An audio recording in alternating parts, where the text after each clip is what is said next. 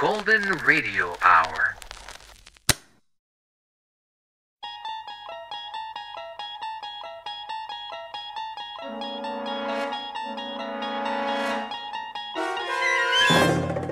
You unlock this door with the key of imagination. Beyond it is another dimension, a dimension of sound, a dimension of sight, a dimension of mind. You're moving into a land of both shadow and substance, of things and ideas. You've just crossed over into the Twilight Zone.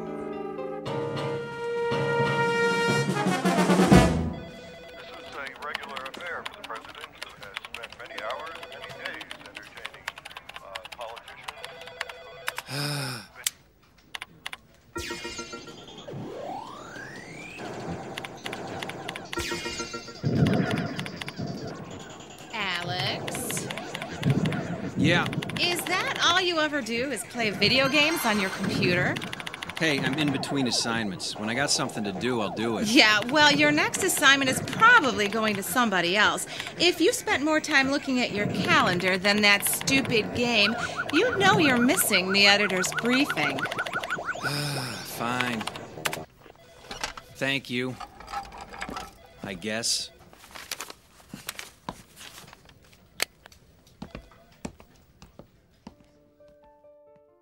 Yeah, I know politicians. Politicians never point fingers at voters. If anything goes wrong, it's either their opponent's fault or sunspots. Do me a favor. Find another source to support it. Sorry I'm late, Tom. Ugh, Alex, you're always late. Get a plane ticket to San Francisco and rent a car. There's a research lab about 3 hours up the coast. Something right up your alley. Nanotechnology. Yeah, if it's too small to see, it must be Alex. Very funny. Maybe folks can find some new nano humor before I get back. Speaking of which, why am I going to Northern California? There's a guy named Thompson, a researcher, has a PhD in inorganic chemistry. Rumor has it he's found a way to use microscopic robots to clean up oil spills. If it's true, any company with the technology will make billions. Never heard of him. No one has. That's our job. You do know that. That's not my point. I mean, joke all you want about nanotech, but I know more about it than anyone in this building. This guy's off the radar. Yeah, and it gets better. It's starting to look like his venture capital is coming from a consortium of Middle Eastern banks. That means there's big oil money behind this guy, and it's possible he may have really pulled this off. That explains the secrecy. Big oil doesn't like publicity. I didn't say this would be easy. He works out of a private lab off Highway 1. He's right on the ocean. Oh, sweet deal. Look, I don't care what you do in your spare time, but find out something about this guy and what he's up to. I don't suppose knocking on the door and saying, "Hi, I'm a reporter, what are you up to?" is gonna work? No. Your usual investigative reporting approach is probably not gonna work. That's why we got you hired to work as a graduate assistant on his project. I'm doing what? His lab is crawling with graduate students. We created a fake resume for you and got you hired. You start in 3 days, so you better get packed. How long am I supposed to work there? Till you have the story. Now, get out of here. What if he asked me to do something scientific? How do I fake that? He won't. He treats his assistants like dirt. I should feel right at home. He won't ask you anything, and he sure won't tell you anything. You're gonna have to do this the old-fashioned way. Now, go catch a plane. Why didn't I stick with restaurant reviews?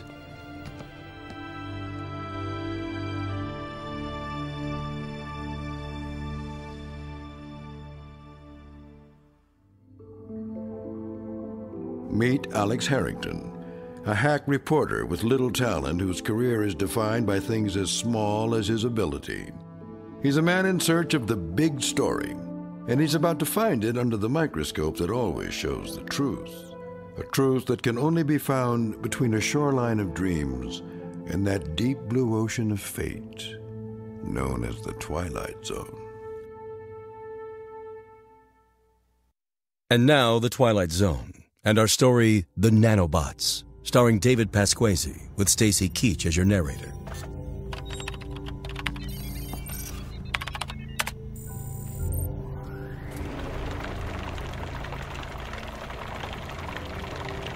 That's good enough for now. Alex, can you shut off the agitation? Yeah, right. It's this switch, isn't it? Yes. Sorry. What's in there today? A blend of motor oil, axle grease, and kerosene. Ah, the sludge du jour. Very funny. Tim, ready for release? All ready. Okay, let him go. Commence release now.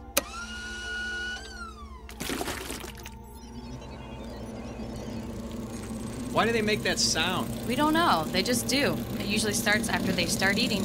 And what exactly are they eating? We're not real sure, but if it's got petroleum in it, they eat it.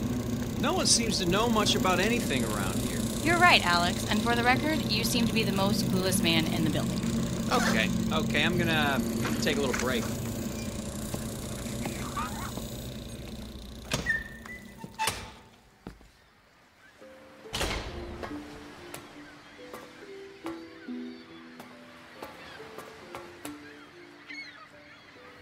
Beautiful view, isn't it? Oh, sorry, I didn't see you coming.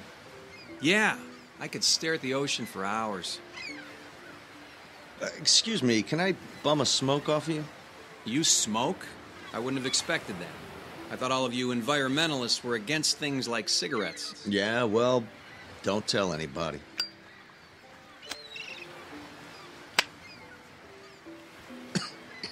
I thought so. You're not really a smoker, are you? I guess not. I just wanted to talk to you. Hey, you don't have to start smoking to talk to me. You don't seem to be real happy here at the lab? Hey, with the exception of this little balcony where I can steal a smoke, well, there's not a lot going on around here. I like it up here, too. You know, this used to be a naval observatory. It was built in the 30s. Oceanographers used to come up here and study wave action, riptides, and current. And now it's the designated smoking area. Actually, smoking isn't allowed anywhere on the property. Welcome to California. Some of the other grad students are wondering if you're going to stay on. I mean, you really seem dissatisfied about things. Yeah, well, after 4 weeks, I was hoping I would have made a little progress. Sorry about messing up those statistics. It's never really been a strong suit for me. That's okay. How long have you been working with Dr. Thompson? About a year now. Every graduate student wants to work with him. It's a chance to make a difference.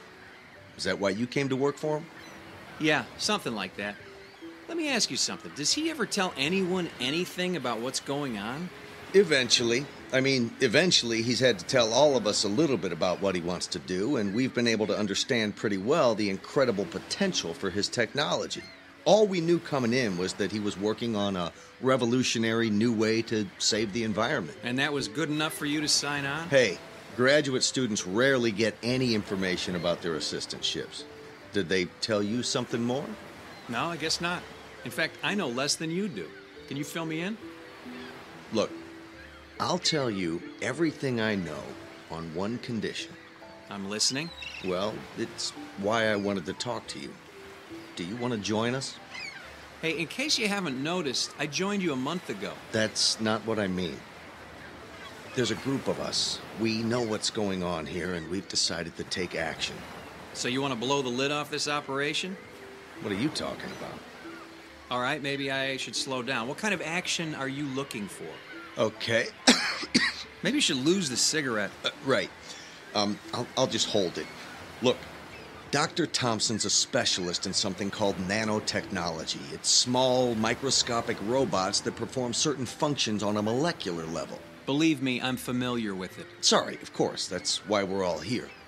Anyway, he's successfully developed microscopic robots that will consume oil in the ocean from oil spills. That much I figured out. You got any idea how they work? Yeah, I've seen them in action. They look like tiny metal spiders with a tube that extends from the center of their body. Creepy in an elegant sort of way. They're powered by the hydrogen and oxygen in water, and they attack petroleum-based materials and transform them into inert, harmless carbon dust. Then they feed on the carbon to reproduce themselves. Every nanobot reproduces itself by a factor of 2, and then those two move on to repeat the process. Yikes, that means they reproduce exponentially. Yeah, toss a handful of them on an oil spill, and in no time there are billions of them cleaning it up. So what action exactly are you and your group going to take? Dr. Thompson keeps delaying the project. Instead of applying for federal approval and implementation, he wants to shorten the lifetime of the bots. He wants to limit their functionality to a few hours, but he won't tell us why. So he's trying to dumb them down. Doesn't sound all that profitable. Actually, it's quite the opposite. He keeps saying it's not about profit, but we've figured it out. He's backed by some shady characters. We've seen them at the lab a few times. We think they're connected to oil companies, and it's all about the money. Who exactly is we? I can't say, other than it's a small group of us. We've been working together for a while, and we don't like what we see. So you sit around, have a few beers, and diss the doc? That could affect your grade. It's not about graduate school anymore. It's about justice. It's about the crime of big business. They make money polluting the oceans, and now they're going to make money cleaning it up. Typical big business, big government, big corporations. If Dr. Thompson can make the bots only last a few hours, they could corner the market and maintain exclusive access to the technology and total control. But if the nanobots were allowed to reproduce without limit, well, then it would be a sustainable resource that no one could really own or control. Well, you know, there is something to be said for return on investment. It's not like all this equipment, buildings, and staff are free. This isn't about money. This is about saving the oceans. I don't know how to tell you this, kid, but there's a lot more wrong with this planet than just oil spills. Yeah, but this is not just about oil spills. His nanobots don't just consume petroleum, but petroleum byproducts. What did you just do? I flicked my cigarette off the cliff. Hey, don't worry about a fire. That's the ocean down there. That's just the point. That's the ocean. You're no different than the rest of them. Do you realize the importance of that current down there? A current that comes down from the Sea of Japan, it circles the entire Pacific Ocean, and it's formed an eddy between Hawaii and the west coast of North America. You get worked up pretty easy, don't you? Hey, calm down. It's just a cigarette butt, and that's a big ocean. A big ocean with a big current that's going to take the petroleum-based fiber in your cigarette filter to a large and growing continent of garbage at the center of that eddy in the Pacific. You know, I heard about that. A magazine did a piece on it. Miles and miles wide and 300 meters deep, an island of garbage. A floating raft of plastic bottles, old fishing nets, thick slicks of oil, and probably more than a few of your cigarette butts. So one more is not gonna hurt, right? No. In fact, look, I'll flick the cigarette out there too. That's not gonna hurt either. Not today, not anymore. Not after what's gonna happen in the next few hours. Why is it I don't like the sound of that? You will. In fact, it'll make you wish you had joined us. What exactly did you want me to join? Right now, there's a group headed for that garbage continent. They took the lab's research boat in the middle of the night, and they're less than half a day away from Garbage Island. Just a few hours away from a new world, a clean ocean, and a solution that won't be controlled by robber barons and oil men. What did you do? The nanobots are about to have their first meal.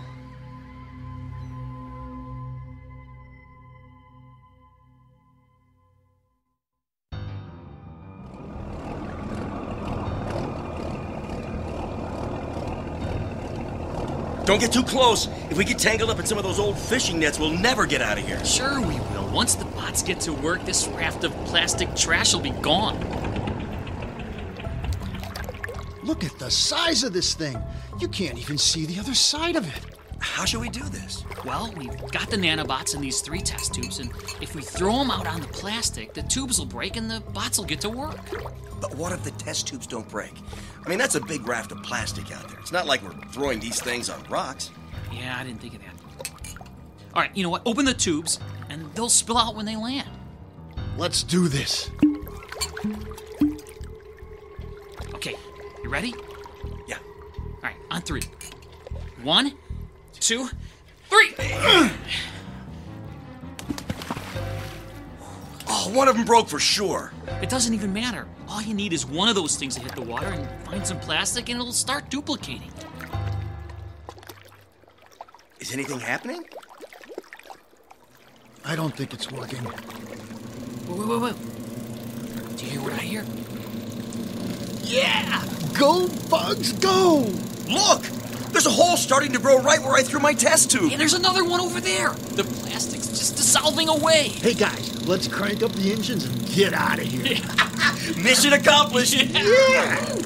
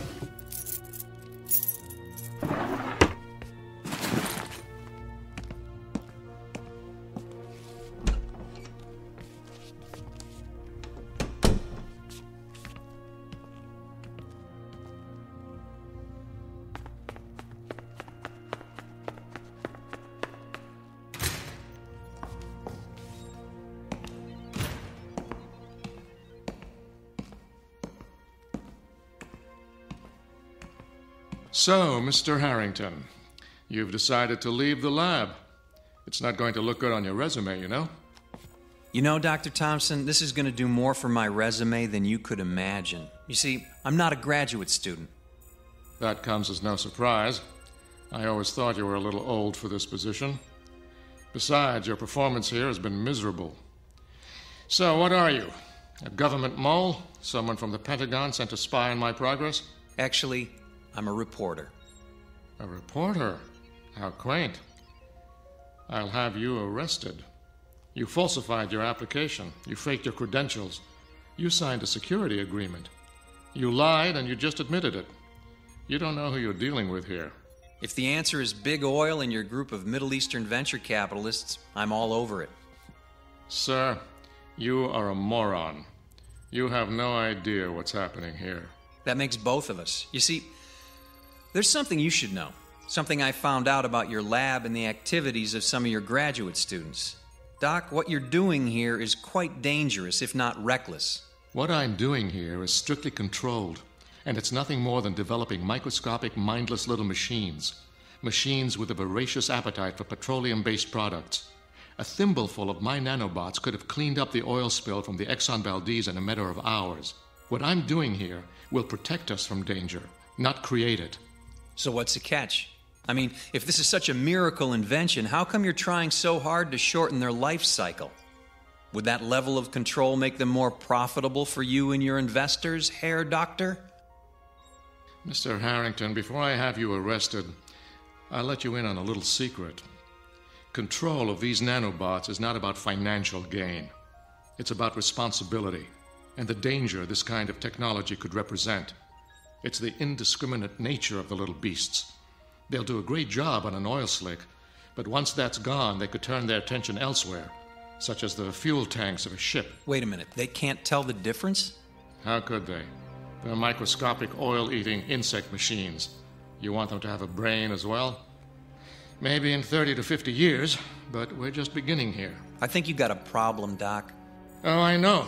But in a few years, I think we'll be able to shorten the life of the bots so they only live for a few hours.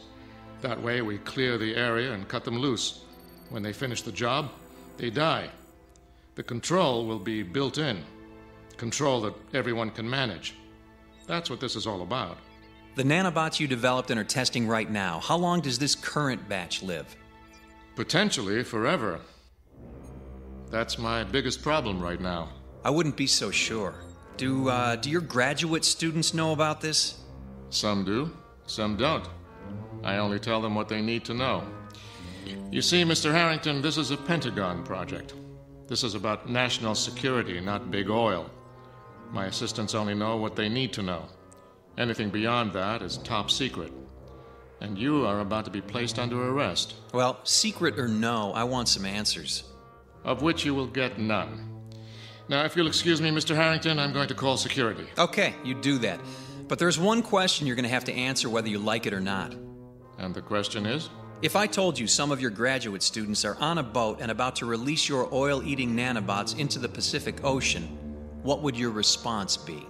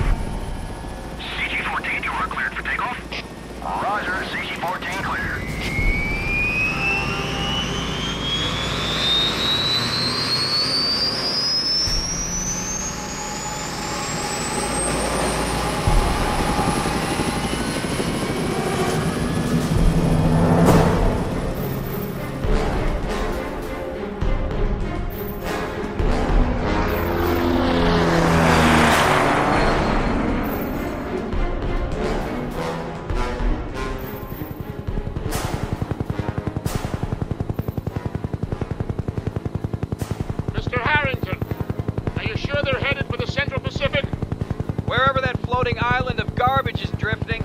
That's where Tim said they were going. The Navy has dispatched a destroyer. I'm afraid they may blow the boat out of the water unless we reach them first. What exactly do you plan to do? Tell them the truth. Tell them what they don't understand or appreciate. And if they don't listen to you? It's our only hope. If the boat is blown up, the nanobots will not be affected. The Navy won't listen. This is our only chance to stop them.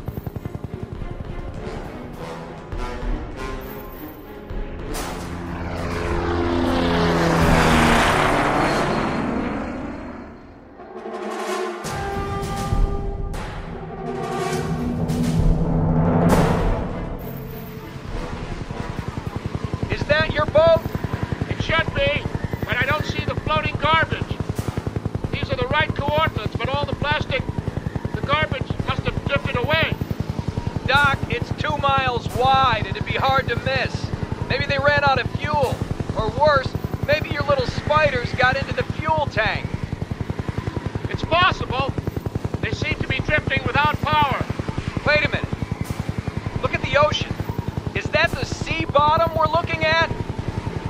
Good God! The water is more than 1,000 feet deep in this location. And you can see the bottom. It looks like your little inventions work. Something's not right. The clarity of the water, I don't understand it. CG Mace, we have a ship in distress. Pilot, what did you say? Look below. Your research vessel's taking on water. We're going to have to go in for a rescue. How many did you say were on board? Three young men. It's going down fast. It looks like they scuttled the boat. I don't think they like you, Doc. It's not about me, and they didn't scuttle the boat. It's about the nanobots. Look! The hull of the boat is disintegrating. What's going on? This is exactly what I feared. The hull of the boat is fiberglass, a petroleum derivative. The nanobots don't know the difference. They consumed the plastic garbage until the island was gone, and now they've turned their attention to the fiberglass hull of the boat. That's gonna put a real dent in the boating industry. Mace, this is CG-14. The ship has sunk, and the 3 people on board are in the water. CG-14, initiate rescue. Roger that.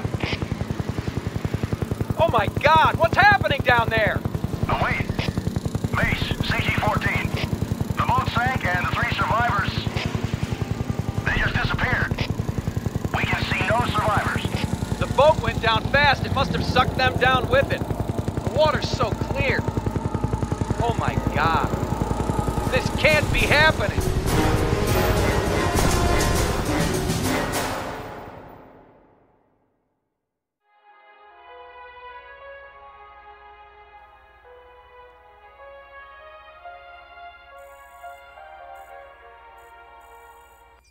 We interrupt this broadcast to bring you a special report. The United States Coast Guard has announced that thousands of distress calls have been received across the Pacific Rim in the last 48 hours.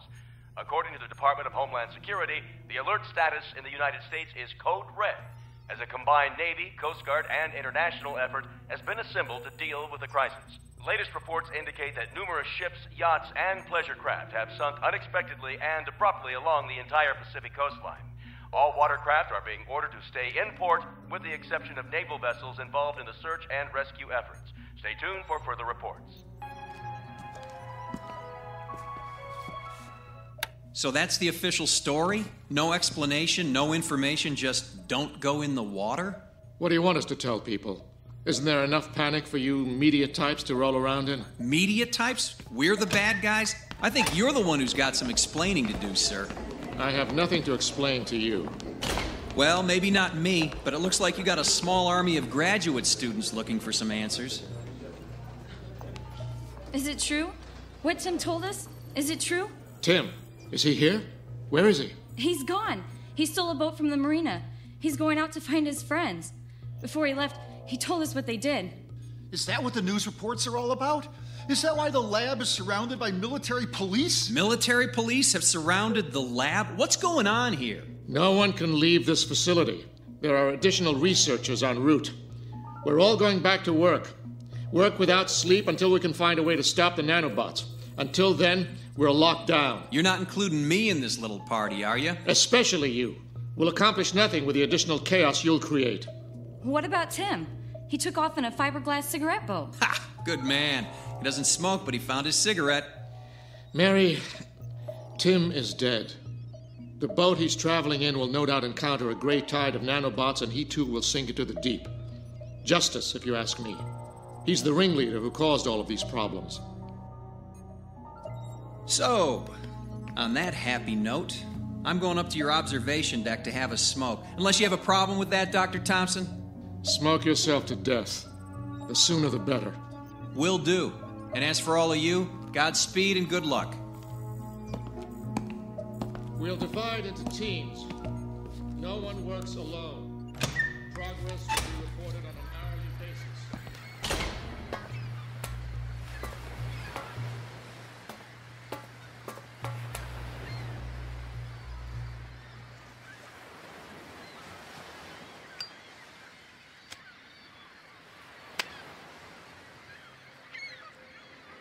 Excuse me. Can I bum a smoke off you? Hello, Tim. I heard you were dead. Sounds like Mary did her job. She's one of us, you know. I figured if Thompson thought I was dead, I'd have a better chance. It's one way of looking at it, but a better chance at what? Sounds like you and your friends have done enough. Getting away. Oh, nice. You and your beer-drinking buddies caused thousands of boats to sink, and all you want to do is get away. Yeah, that's saving the Earth for you. We didn't know. Thompson told us nothing. We thought the same thing you did, that he was trying to make a world-saving technology. And then we found out it was nothing more than a profit center for the companies and governments destroying the Earth. That may be true, but I gotta tell you, Timmy, there's a big target on your back these days. That's why I'm getting out of here. You staying or coming with me? So you're just gonna run away? Do you know what happened to your friends out there? They're dead, you know. I heard the boat sank. There's more to it than that, Timmy boy. Your nanobots can't seem to tell the difference between a plastic bottle and the plastic hull of a boat. If it means the end of plastic on the planet, who cares? You know, you need to work on that attitude. They knew what they were doing was dangerous. Oh, really? Did you tell them that before they left? Did you tell them they might find themselves in the water 1,000 or so miles out in the ocean? Why didn't you save them? Was that their punishment? Punishment? You want to hear about punishment? Listen, you hear that out there? That's the sound of billions of your little bugs out in the ocean. But hey, what are they eating? There's no oil slick, no boats out there, but the sound of them. More and more eating and duplicating. Your friends didn't drown out there, Tim, and we didn't abandon them. We watched as a gray stain in the water enveloped them. Your tiny little spiders consumed your friends alive right before our eyes until there was nothing left but clear water down to 1,000 feet. That's not possible. You left them to die. You talked them into it. You're the guy with the big ideas. You sent them out there and they were eaten alive by your little nanobot friends. I didn't know. I didn't know. Thompson never tells us anything. We tested them in the lab. All they ever consumed was petroleum-based products. They only consumed what you fed them. You had them in sealed glass tanks and tested for what you wanted to see. Too bad you didn't stick your hand in there just once. Things might be a little different now. Things don't sound like they're getting any better. We gotta get out of here. We? Aren't you confusing me with your co-conspirators down there in the lab? You stay if you want, but you're gonna die. Look.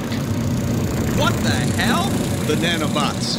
They're crawling up on land. They're consuming the plant life and the bacteria in the sand on the beaches. Anything organic, anything that's carbon-based. They don't know the difference.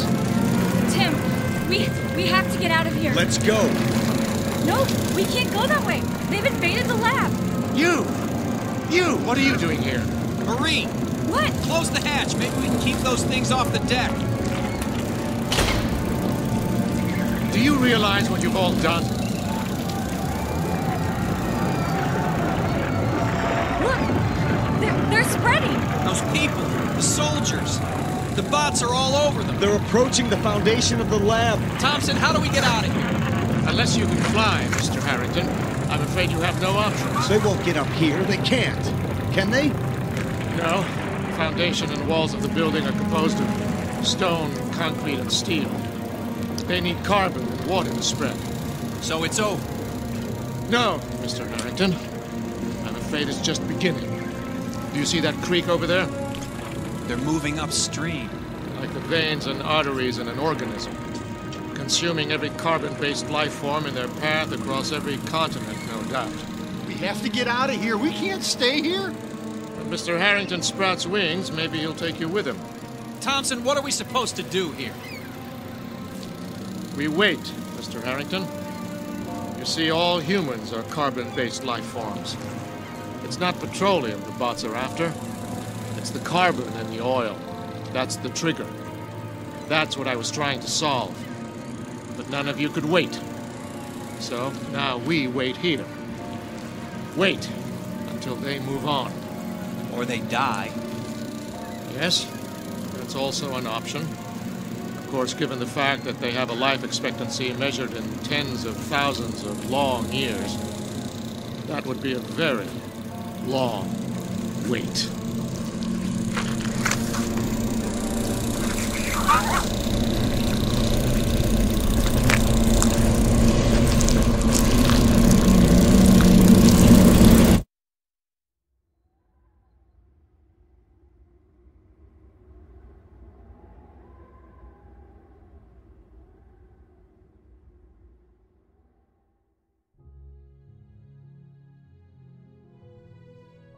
The planet must be saved, and a small group has found the answer. An answer that has left them all with one simple question to ponder. Will we find solutions to our problems, or create greater problems with our solutions? No one can tell except for a desperate collection of people standing alone in that land of unintended consequences, known as the Twilight Zone.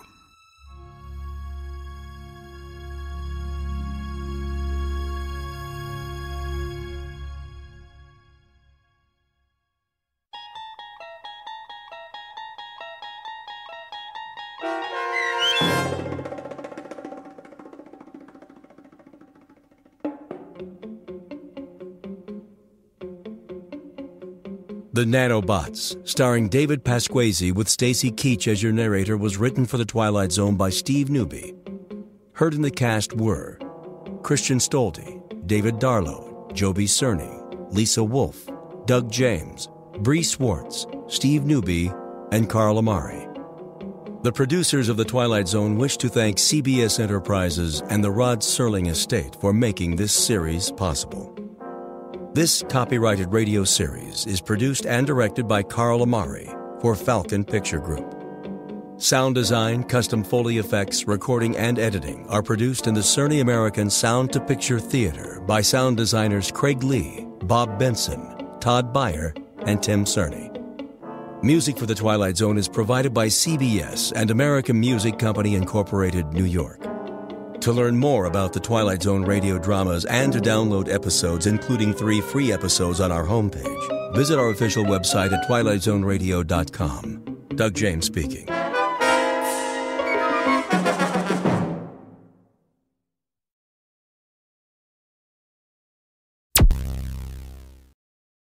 Thank you for listening. Please like and subscribe.